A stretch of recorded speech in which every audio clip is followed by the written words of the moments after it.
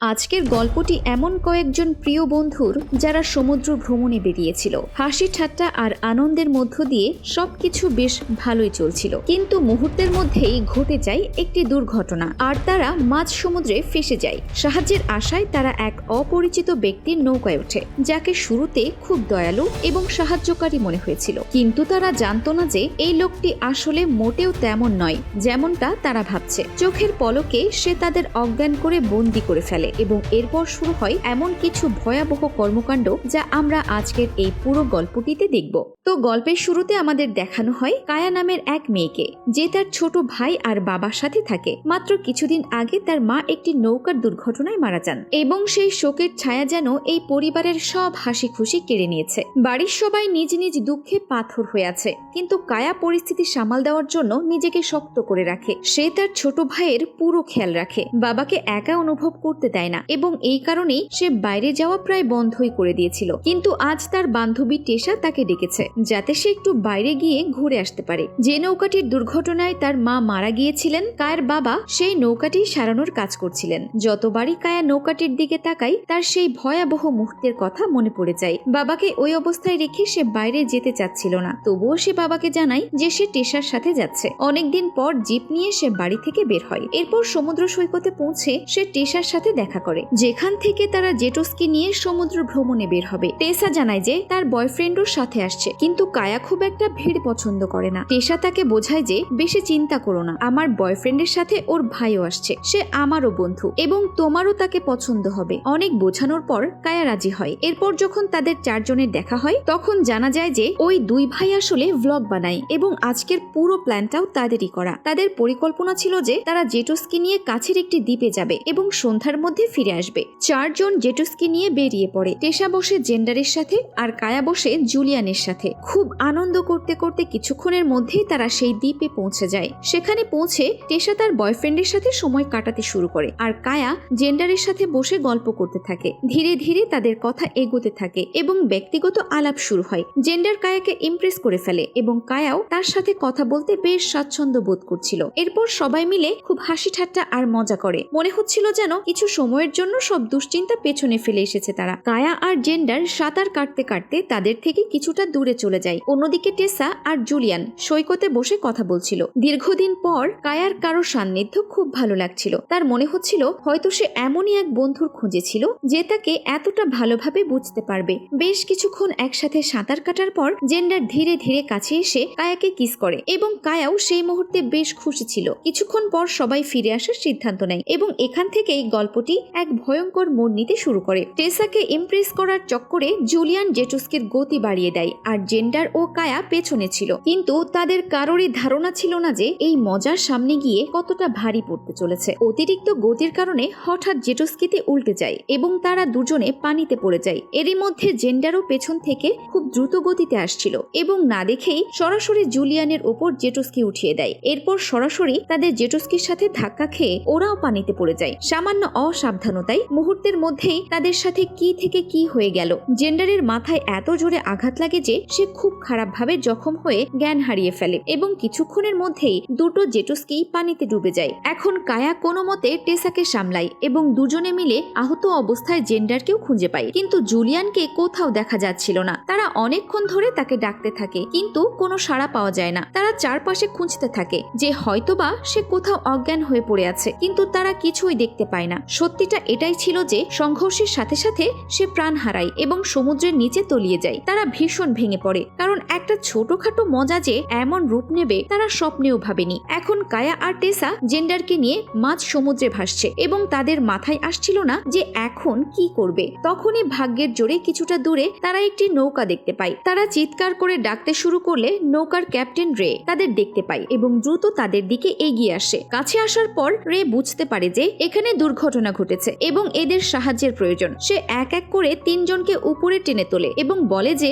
এখন তারা সম্পূর্ণ নিরাপদ। সবচেয়ে বেশি আহত ছিল জেন্ডার এবং তার শরীর থেকে অনেকটা রক্ত বেরিয়ে গিয়েছিল। কিছুক্ষণ পর টেসা ওয়াশরুমে যাওয়ার জন্য ভেতরে যায়, যেখানে রে আগে থেকেই ছিল। এ সময় একটি অদ্ভুত ব্যাপার নজরে আসে। রে ভেতর থেকে বারবার কায়ার দিকেই তাকাচ্ছিল, যেখানে কায়া জেন্ডারের সেবা করছিল। কায়া টেসাকে ডাকতে থাকে, কিন্তু কোনো সাড়া পাওয়া যায় না। কিন্তু বেশ অনেকক্ষণ পার হয়ে গেলেও যখন টেসা আর ফিরে আসে না তখন কায়া তাকে দেখার জন্য ভেতরে যায়। সেখানে রে কোনো একটা কাজে ব্যস্ত ছিল, যেখানে সে তুলোর উপর কোনো কেমিক্যাল লাগাচ্ছিল। কায়া ভাবে সে হয়তো জখম পরিষ্কার করার জন্য কোনো ওষুধ নিচ্ছে, তাই সে সেখানেই দাঁড়িয়ে থাকে এবং তাদের জীবন বাঁচানোর জন্য রেকে ধন্যবাদ জানায়। কিন্তু পরের মুহূর্তেই সবকিছু ওলট পালট হয়ে যায়। কথা বলতে বলতেই রে হঠাৎ সেই কেমিক্যাল মাখানো তুলো কায়ার মুখে চেপে ধরে এবং মাত্র কয়েক সেকেন্ডের মধ্যেই কায়া অজ্ঞান হয়ে যায়। এখন এই বিষয়টি পরিষ্কার হয়ে যায় যে রেকে যেমনটা দেখাচ্ছিল আসলে সে মোটেও তেমন লোক নয়। কায়া অজ্ঞান হতেই সে তাকে নৌকার একটা বড় কন্টেইনারের ভেতরে বন্দি করে ফেলে এবং ওপর থেকে লক করে দেয়, কিন্তু সে জেন্ডারকে ওখানেই ফেলে রাখে যেখানে সে আহত অবস্থায় পড়েছিল। এরপর 2-3 ঘন্টা পর যখন কায়ার চোখ খোলে তখন সে নিজেকে একটি অন্ধকার বন্ধ জায়গায় আবিষ্কার করে এবং প্রচন্ড ভয় পেয়ে যায়। পাশেই টেসা অজ্ঞান অবস্থায় পড়েছিল। কায়া তাকে ডেকে তোলে। এই কন্টেইনারটি দেখতে অবিকল একটা ঘরের মতো ছিল এবং দেখে মনে হচ্ছিল এখানে আগেও কেউ বন্দী ছিল। সেখানে একটি কাঠের টুকরোতে তারা হেল্প লেখা দেখতে পায়, অর্থাৎ এখানে ফেসে গিয়ে আগেও কেউ এভাবে সাহায্য চেয়েছিল। ঘরের ভেতরের তোষকে রক্তের দাগ ছিল এবং সেখানে মেয়েদের চুলও পড়েছিল।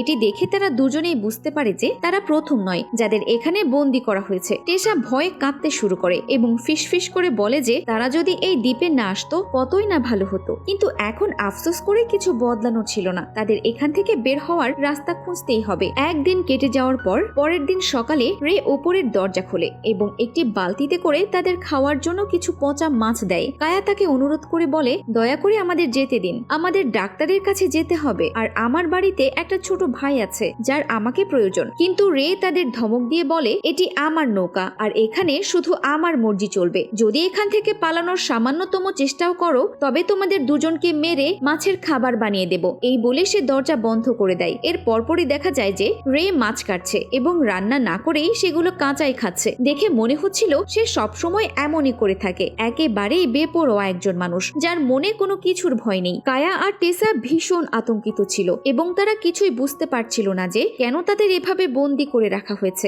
এদিকে আহত জেন্ডার এখনো ওইভাবেই বাইরে পড়েছিল এবং সে প্রায় একটি জ্যান্ত লাশে পরিণত হয়েছিল। এরপর দুপুরের দিকে হঠাৎ একটি জাহাজের আওয়াজ শোনা যায়। কায়া আর টেসা সেই আওয়াজ শুনতে পায় এবং তাদের মনে হয় হয়তো কোনো পুলিশ এসেছে এবং এবার হয়তো তারা বেঁচে যাবে। কিন্তু আসল সত্যটা ছিল অনেক বেশি ভয়ঙ্কর। আসলে সে ছিল একজন ডাক্তার যে নিজের বড় জাহাজটি কিছুটা দূরে নোঙর করে একটি ছোট নৌকায় করে এখানে আসে। সে এসেই প্রথমে জেন্ডারকে দেখে যে একদম মৃত্যুর মুখে দাঁড়িয়েছিল। ডাক্তার বলে, এর মধ্যে এখনো প্রাণ বাকি আছে, তাই কোনো সমস্যা নেই, এও আমাদের কাজে লেগে যাবে। এরপর সে রে এর সাথে নিচে যায় যেখানে কায়া আর টেসা ভয়ে এক কোনায় গুটিসুটি মেরে বসেছিল। সে বলে, আমি একজন ডাক্তার, তাই আমাকে বলো তোমাদের মধ্যে কার চোট লেগেছে। টেসা ভয় পেতে পেতে সামনে এগিয়ে আসে এবং ডাক্তার তার চেক আপ করে, কিন্তু তারা দুজন ভয়ে একটা কথাও বলে না যে তাদের এখানে বন্দি করে রাখা হয়েছে, কারণ তারা ততক্ষণে বুঝে গিয়েছিল যে এই দুজন আসলে একে অপরের সাথে হাত মিলিয়ে কাজ করছে। আর এখান থেকেই গল্পটি এমন এক মোড়ের দিকে এগোতে থাকে যেখানে সাহায্য আর বিপদের মাঝের পার্থক্যটা বোঝা কঠিন হয়ে পড়ে। এরপর ডাক্তার আর রে উপরে চলে আসে। তারপর তাদের মধ্যে একটি চুক্তি হয় এবং যখনই জানা যায় যে এটি আসলে একটি অর্গান মাফিয়া নেটওয়ার্ক যারা নিরুপায় মানুষদের নিশানা বানায় এবং তাদের অঙ্গ প্রত্যঙ্গ নিয়ে ব্যবসা করে। এরপর তারা জেন্ডারকে ভেতরে নিয়ে আসে এবং ডাক্তার পুরো প্রস্তুতি নিয়ে একটি কাটার মেশিন বের করে। কায়া দরজার ফাঁক দিয়ে দেখার চেষ্টা করছিল যে এরা জেন্ডারের সাথে কি করছে। তখনই জেন্ডারের চিৎকার শোনা যায় এবং সেই চিৎকার এতটাই ভয়ঙ্কর ছিল যে তারা দুজন ভয়ে কাঁপতে শুরু করে। ধীরে ধীরে জেন্ডারের চিৎকার শান্ত হয়ে আসে। এবার এই লোকগুলোর আসল রূপ তারা বুঝতে পারে এবং কান্নায় ভেঙে পড়ে। এখানে কোনো দয়া মায়ের স্থান নেই। এক এক করে তার শরীরের প্রতিটি অঙ্গ বের করে নেওয়া হয় এবং কাজ শেষ হতেই লাশটি সমুদ্রে ফেলে দেওয়া হয়। এরপর ডাক্তার বলে, দ্বিতীয় মেয়েটিও জখম, তাই ওকেও আজ রাতেই শেষ করে দেব। আর যে সুস্থ আছে তাকে আমি নিজের সাথে নিয়ে যাব। আমার এক ধনী কাস্টমার আছে, এর বদলে আমরা অনেক টাকা পাবো। রে কোনো কিছু না ভেবেই রাজি হয়ে যায়, কারণ এটাই তো তার কাজ ছিল, সমুদ্রে বিপদে পড়া মানুষকে বাঁচানোর নাটক করা এবং তারপর তাদের বিক্রি করে দেওয়া। কয়েক ঘন্টা পর তারা দুজন আবার নিচে আসে এবং এবার টেসাকে ধরে উপরে নিয়ে যেতে শুরু করে। কায়া তাদের বাধা দেওয়ার চেষ্টা করে, কিন্তু রে তাকে আঘাত করে সেখানেই অজ্ঞান করে দেয়। কিছুক্ষণ পর রে টেসাকে চাদরে জড়িয়ে ডাক্তারের কাছে নিয়ে যায় এবং ডাক্তার তার কাজ শুরু করার আগে জোরে মিউজিক চালিয়ে দেয় যাতে চিৎকারের আওয়াজ বেশি দূর না যায়। কিন্তু তখনই কায়ার জ্ঞান ফেরে এবং সে টেসার চিৎকার চিৎকার শুনতে পায়। সে বুঝতে পারে টেসা এখনো বেঁচে আছে এবং তাকে বাঁচাতে হলে দ্রুত কিছু করতে হবে। সে বাইরে বের হওয়ার জন্য কন্টেইনারের ভেতরে থাকা একটি এক্সজস্ট ফ্যান খোলার চেষ্টা করে এবং পুরো শক্তি দিয়ে ধাক্কা দেওয়ার পর সেই অংশটি খুলে যায়। সে কোনো মতে সেখান থেকে বাইরে বেরিয়ে আসে। এদিকে এই লোকগুলো টেসার হাত পা বেঁধে ফেলে এবং ডাক্তার তাকে অজ্ঞান করে নিজের কাজ শুরু করতে যাবে। ঠিক তখনই কায়া চুপচাপ রের ঘরে পৌঁছে যায়। ঠিক সেই মুহূর্তে রে সেখানে চলে আসায় কায়া দ্রুত নিচে ইঞ্জিন রুমে গিয়ে লুকিয়ে পড়ে। এরপর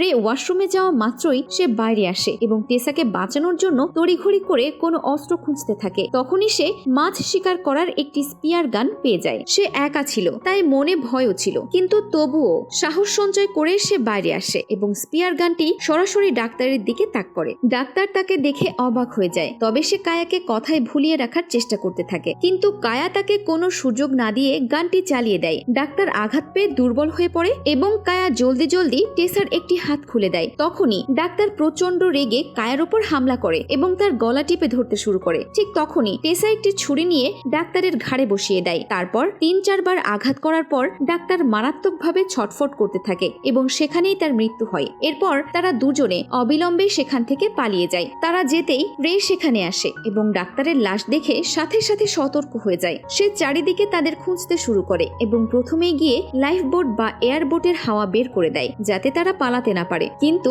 তারা দুজন কোনো নৌকায় নয়, বরং পানিতে সাঁতার কেটে ডাক্তারের জাহাজের দিকে এগিয়ে যাচ্ছিল। রে তাদের খুঁজতে খুঁজতে ওপরে যায় এবং ফ্ল্যাশ লাইট জ্বালাতেই দেখতে পায় যে তারা দুজন পালিয়ে যাচ্ছে। সে ছুটে এসে নিজের নৌকা স্টার্ট করার চেষ্টা করে, কিন্তু ইঞ্জিন চালু হচ্ছিল না। নিচে গিয়ে দেখে যে ইঞ্জিনের তার কাটা। আসলে কায়া আগেই ইঞ্জিনের মেন তার কেটে দিয়েছিল, কারণ সে আগে থেকেই আন্দাজ করতে পেরেছিল যে রে নিশ্চয়ই তাদের পিছু নেবে। সে বুঝতে পেরেছিল যে বাঁচার একমাত্র উপায় হলো টেসাকে নিয়ে যে কোনো উপায়ে ডাক্তারের জাহাজে পৌঁছানো। রে কিছুক্ষণের জন্য একদম শান্ত হয়ে যায় এবং তাদের ধরার কোনো উপায় চিন্তা করতে থাকে। ওদিকে টেসা জখম থাকার কারণে ঠিকমতো সাঁতার কাটতে পারছিল না। কায়া তাকে সাথে নিয়ে যাওয়ার আপ্রাণ চেষ্টা করে, কিন্তু টেসার শরীর আর শক্তি যেন এবার জবাব দিতে শুরু করেছিল। সে কায়াকে একাই চলে যেতে বলে, কারণ এভাবে থাকলে দুজনেই মারা যাবে। তখন কায়া সিদ্ধান্ত নেয় যে সে একাই জাহাজে যাবে এবং সেখান থেকে সাহায্যের ব্যবস্থা করবে। এরপর সে একাই সাঁতার কেটে কোনো মতে সেই জাহাজে গিয়ে পৌঁছায়। সেখানে গিয়ে প্রথমে সে নিজেকে কিছুটা শান্ত করে, কারণ অনাহার আর ক্লান্তির কারণে সে ভীষণ দুর্বল হয়ে পড়েছিল। এখন তাকে জাহাজটি স্টার্ট করতে হবে, কিন্তু এই বিষয়ে তার বিশেষ কোনো ধারণা ছিল না। সে অনেকগুলো বোতাম চেপে পরীক্ষা করে, কিন্তু কিছুই বুঝতে পারে না। তখনই সে একটি রেডিও পেয়ে যায় এবং কোস্টগার্ডের সাথে যোগাযোগ করতে সক্ষম হয়। সে তাদের জানায় যে এক জেলে তাকে এবং তার বন্ধুকে অপহরণ করেছে এবং সে একটি জাহাজের ভেতরে ফেসে আছে। ওপাশ থেকে বলা হয় যে তাকে যে কোনো উপায়ে নিজের লোকেশন পাঠাতে হবে যাতে তারা সাহায্যের জন্য পৌঁছাতে পারে, আর এর জন্য তাকে একটি ইমার্জেন্সি রেডিও বিকন ডিভাইস খুঁজতে হবে যা দিয়ে লোকেশন ট্র্যাক করা যায়। কায়া সেটি খুঁজতে শুরু করে, তবে এর আগে সে একটি ফ্লেয়ার গান পেয়ে যায় এবং সেটি নিজের কাছে রেখে দেয়। কোস্টগার্ড জানায় যে বিকন ডিভাইস ছাড়া তারা তাকে খুঁজে পাবে না। ওটি দেখতে একটি বোতলের মতো, যা পাওয়া মাত্রই সচল করার জন্য পানিতে ফেলে দিতে হবে। কায়া সব জায়গায় খোঁজাখুঁজি করে এবং অবশেষে সেই বিকন ডিভাইসটি পেয়ে যায়। তারপর সেটি সচল করার জন্য সে যেমনই পানির দিকে এগোতে যাবে তখনই সে টের পায় যে কেউ একজন সাঁতার কেটে জাহাজের দিকে আসছে। তার সন্দেহ হয় যে ওটা রে, তাই কোনো রকম আওয়াজ না করে সে ডাক্তারের বেডরুমে গিয়ে লুকিয়ে পড়ে। এর পরপরই রে জাহাজে এসে পৌঁছায় এবং একদম শিকারীর মতো তাকে খুঁজতে শুরু করে। কিন্তু কায়াও চতুর ছিল, সে এক জায়গায় স্থির থাকে না। সে যে কোনো উপায়ে বাইরে বেরিয়ে বিকনটি পানিতে ফেলার চেষ্টা করতে থাকে। তাই সে আবার উপরে আসে এবং ধীরে ধীরে সামনে এগোয়, কিন্তু তখনই রে পেছন থেকে এসে তাকে ধরে ফেলে এবং ছুরি দিয়ে তার উপর হামলা করে। কায়া দুর্বল হয়ে সেখানেই পড়ে যায়, কিন্তু সে সহজে হার মানার পাত্রী ছিল না। সে এমন অভিনয় করে যেন সে মারা যাচ্ছে এবং শেষবারের মতো তাকে জড়িয়ে ধরতে চায়। এরপরই রে যেমনই কাছে আসে কায়া সরাসরি তার মুখে ফ্লেয়ার শুট করে দেয়। এতে রে মারাত্মকভাবে ছটফট করতে থাকে এবং সেখানেই তার মৃত্যু হয়। এখন কায়া নিজেও মারাত্মকভাবে জখম ছিল। অতিরিক্ত রক্তক্ষরণের কারণে সে ধীরে ধীরে জ্ঞান হারাচ্ছিল। তবুও সাহস সঞ্চয় করে সে জাহাজের কিনারায় পৌঁছায় এবং বিকন ডিভাইসটি পানিতে ফেলার চেষ্টা করে, কিন্তু সেটি কিনারায় এসেই আটকে যায়। ওই অবস্থাতেই কায়াও অজ্ঞান হয়ে পড়ে থাকে। রাতভর ঢেউয়ের ধাক্কায় জাহাজটি দুলতে থাকে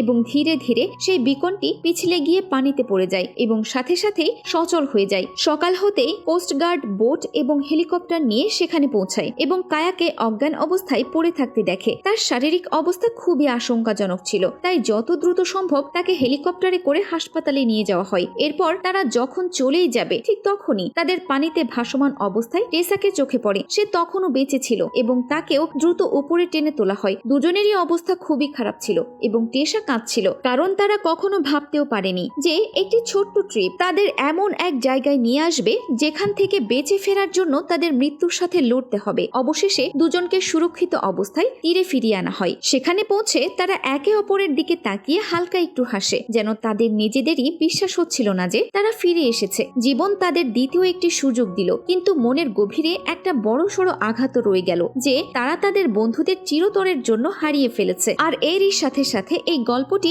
এখানেই শেষ হয়ে যায়। তো গল্পটি কেমন লাগলো কমেন্ট করে অবশ্যই জানাবেন। আপনাদের একটি কমেন্ট আমাদের অনেক অনুপ্রেরণা দেয়।